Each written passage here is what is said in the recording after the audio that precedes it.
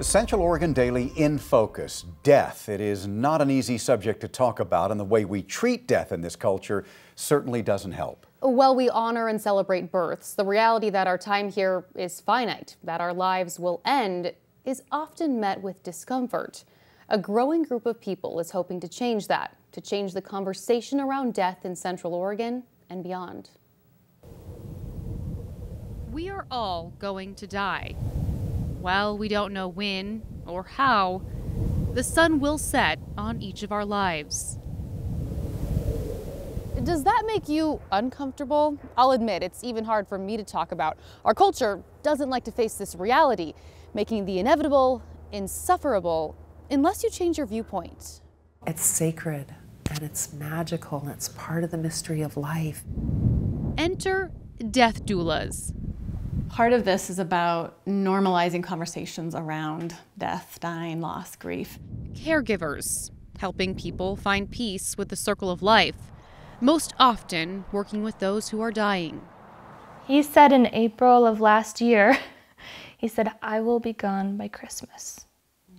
And I was like, that's ridiculous. Do you think in some way that's because death at that point was hard to comprehend? Yeah, I hadn't had anybody close to me die. Erin Walker knew her husband, Hans, would most likely die first. So Hans and I had a significant age difference. You'll see in the pictures. We met at 50 and 20. An improbable pairing. He was very playful and very much a dreamer. She says was perfect. There was something that we both needed that was in the other. And so we just became a very good balance. The duo got married in 2013. Seems like he has so much personality. Oh my gosh, yeah. He didn't care about what people thought in the best way. In 2020, they welcomed their daughter. Is that Harper? That's Harper. Oh, what a sweetheart. The very next year, Hans got seriously ill. Stage 4 liver cancer in the middle of a pandemic. They decided an end-of-life doula could help. So when someone hears end-of-life doula or death doula and they don't know what it is, what do you tell them? So an end-of-life doula is a non-medical companion to somebody. They picked Peaceful Presence, a Central Oregon nonprofit founded by Elizabeth Johnson in 2019. We do a lot of legacy work, life review work. The goal, helping families like Erin's deal with death and the logistics that come with dying. Treating the whole family unit and complementing medical care received in the hospital and hospice. I need to go home and take care of Harper. Can someone come and sit with him? So he's not alone. He was really afraid of being alone at that time. With the doulas, Hans didn't have to be, and neither did Erin. They're there to hold your hand. They're there to, to hug you when you're crying. They're there to get you tea. In September of last year, Erin became intimately close with mortality. And this is his urn.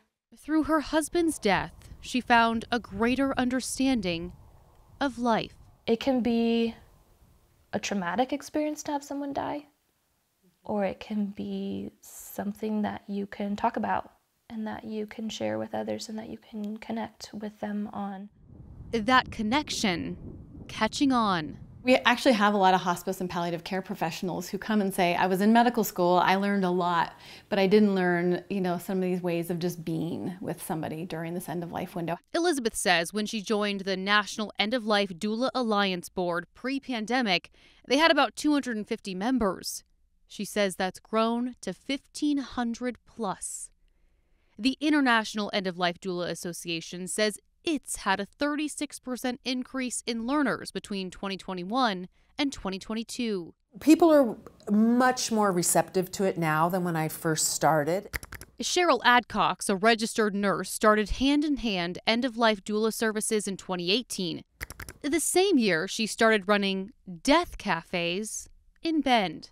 The practice, which originated in Europe, offering free public meetups just to dish about death. We have people in their late 70s, early 80s. We have people in their early 20s.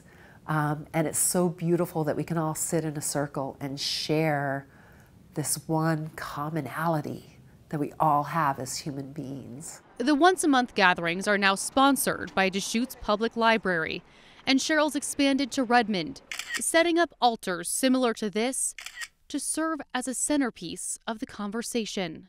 Do you feel like the work that you're doing is changing the way people approach death in our community?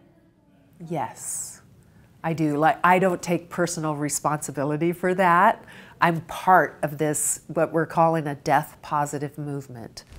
Dealing with death differently, even preparing for it, like with Peaceful Presence's guidebook, Endnotes. What are all the life logistical things I might want to have in place? If I were to die tomorrow, what do people need to know about my life? Are there letters that you want to write? Are there things you want to communicate? Are there places where you need to ask forgiveness? All these elements changing the conversation around death in Central Oregon. Do you feel like, having worked with a doula, that your perspective on death has changed? You have a lot less fear, which I didn't even know I was holding before. Helping all of us understand that every sunrise is followed by a sunset.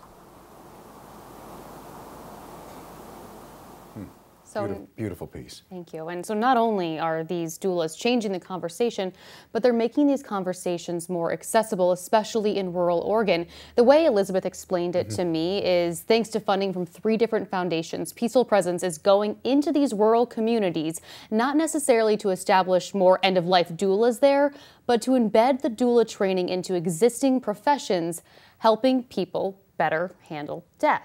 Wow. And by May, Elizabeth says they'll have trained 60 people in rural Oregon communities. Yeah. Talk about someone needed for something that I didn't even know existed. Changing our culture, the way we look at death. Yeah. It's fascinating.